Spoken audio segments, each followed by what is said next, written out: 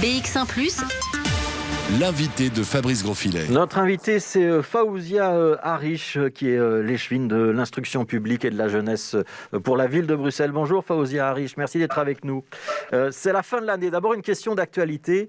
Il va y avoir des examens dans les écoles de la ville de Bruxelles. On sait que par exemple, dans le réseau de la Fédération Wallonie-Bruxelles, le réseau Wallonie-Bruxelles Enseignement, on a supprimé les examens. Pourquoi est-ce qu'on les maintient à la ville ? Alors d'abord, j'ai eu une très longue conversation avec les directions d'établissements secondaires de la ville de Bruxelles. Et si au départ j'étais favorable à la suppression des examens et plutôt de continuer à avancer dans la dispense des matières, j'ai très vite changé d'avis au regard des arguments qui étaient avancés. Ils étaient très très nombreux.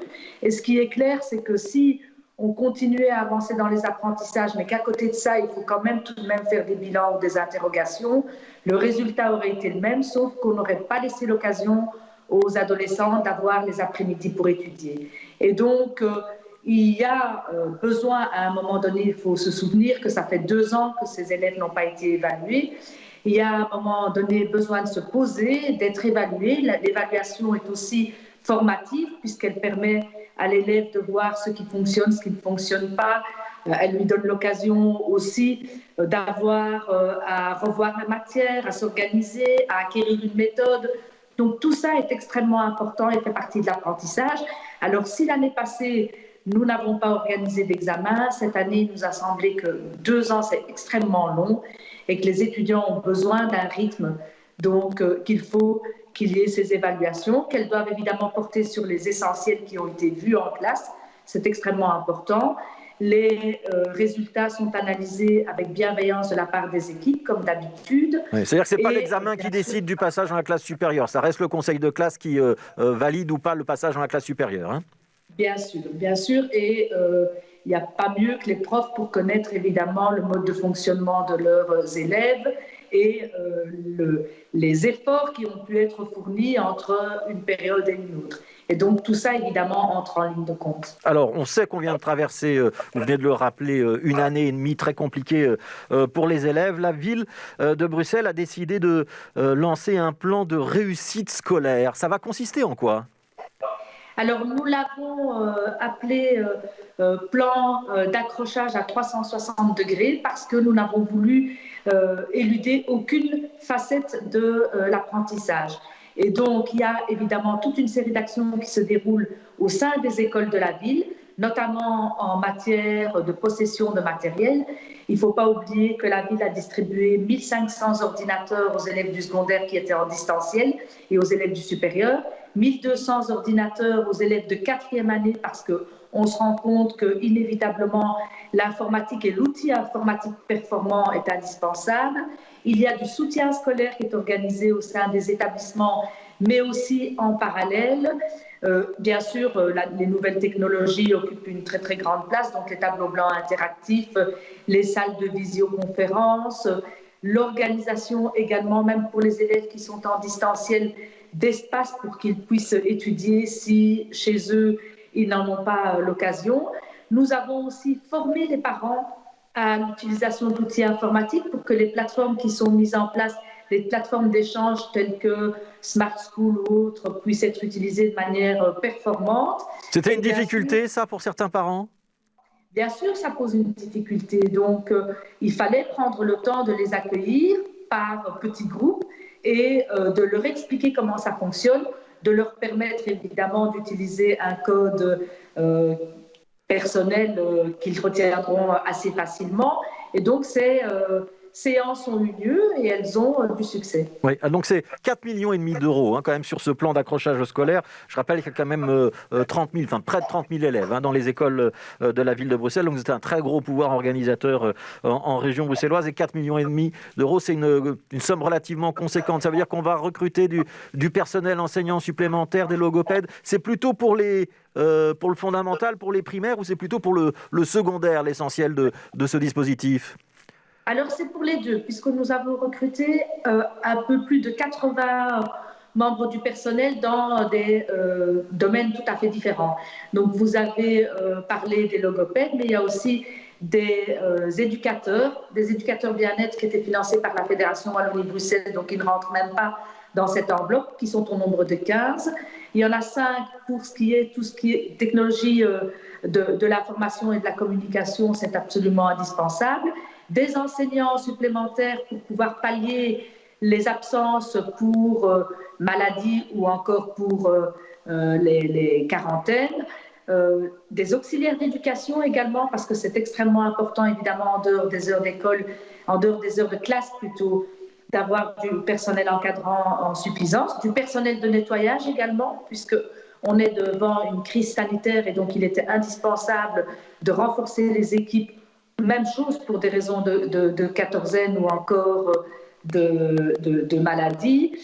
Et également faire appel à des sociétés spécialisées quand un cluster est repéré dans une école. Donc c'est vraiment, quand je disais à 360 degrés, c'est de manière à n'oublier aucun angle d'attaque pour permettre à un maximum de nos jeunes et de nos enfants de réussir. Oui, donc il y a des antennes qui ont été installées dans le primaire pour permettre aux élèves d'être un petit peu encadrés pour les devoirs. Puis il y a des écoles de devoirs qui restent pour le secondaire.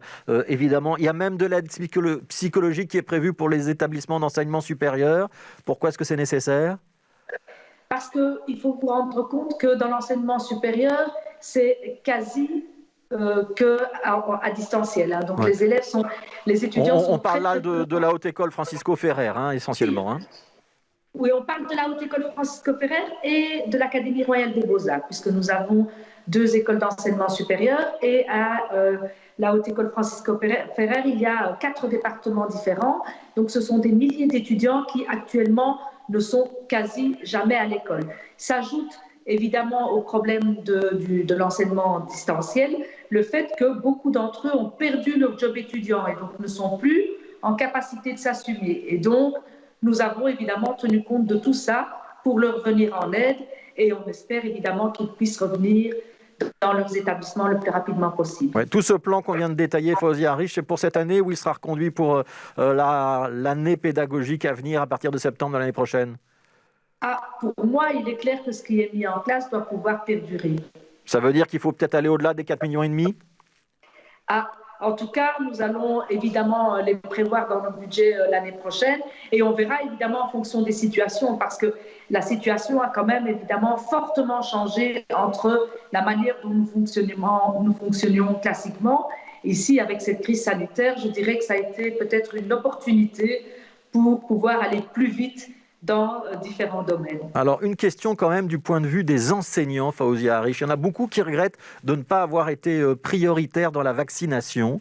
Certains avaient même menacé de mener des actions dans les écoles pour essayer de se faire entendre. Vous comprenez ce point de vue? Est-ce que vous avez aujourd'hui le sentiment que la vaccination avance aussi pour les enseignants avec le système de tranche d'âge en région bruxelloise? Oui, elle avance comme pour tout le monde et je comprends évidemment le désarroi des enseignants qui sont devant des classes qui sont quand même nombreuses avec la difficulté de garder la distance dans certains cas.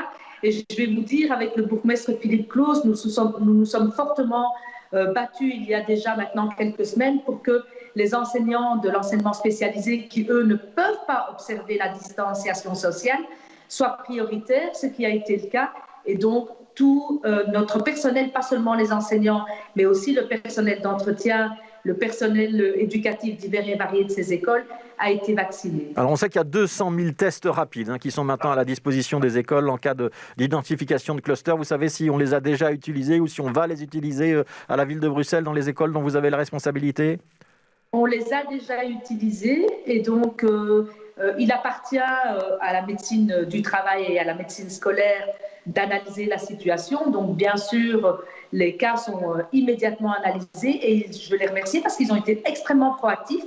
Et là où on avait le sentiment qu'il y avait des clusters, des tests ont été faits pour pouvoir vraiment objectiver la situation au sein de ces écoles et voir quelles mesures alors devaient être prises ensuite. Ouais, il y a aujourd'hui des clusters dans les écoles de la ville de Bruxelles. Donc je rappelle, il y a une quinzaine d'établissements primaires, une quinzaine d'établissements secondaires, donc 30 000 élèves. Oui, donc il y a 24 enseignements d'établissements primaires et une quinzaine d'enseignements secondaires. Donc il y a eu certains établissements où on a eu le sentiment qu'il y avait des clusters et où on a dû faire tester. On a même fermé l'établissement. Mais au global, quand je regarde les chiffres dans les autres pouvoirs organisateurs, on s'en sort plutôt très très bien. Donc vraiment, je me réjouis évidemment de ce que les mesures soient observées, prises au sérieux, qu'elles soient régulièrement remises à jour, que le matériel soit distribué. Et donc ceci nous a permis, je dirais, de traverser cette période un peu cauchemardesque du mieux possible. Alors, une dernière question, il nous reste une petite minute, Fawzia Harish. Question cette fois-ci à l'échevine de la jeunesse que vous êtes. Il y aura des activités pour les jeunes cet été à la ville de Bruxelles ? Il y en aura cet été, il y en a eu ce printemps. Bon, évidemment, en observant strictement les différents protocoles qui nous sont soumis. Nous avons constaté ce printemps-ci qu'on revenait à des chiffres qui étaient quasi similaires au printemps 2019, alors que durant l'année 2020, où on a organisé des activités aussi, pas en avril. En avril, c'était interdit, mais par contre, en été, il y a eu des activités et où on a vu fortement chuter le nombre d'enfants. Donc, il faut croire que les parents regagnent en confiance et que, sans doute que la vaccination avançant, on pourra reprendre une vie plus ou moins normale. Merci beaucoup, Fawzia Harish. Après, je rappelle, vous êtes l'échevine de l'instruction publique à la ville de Bruxelles. Merci d'avoir été avec nous.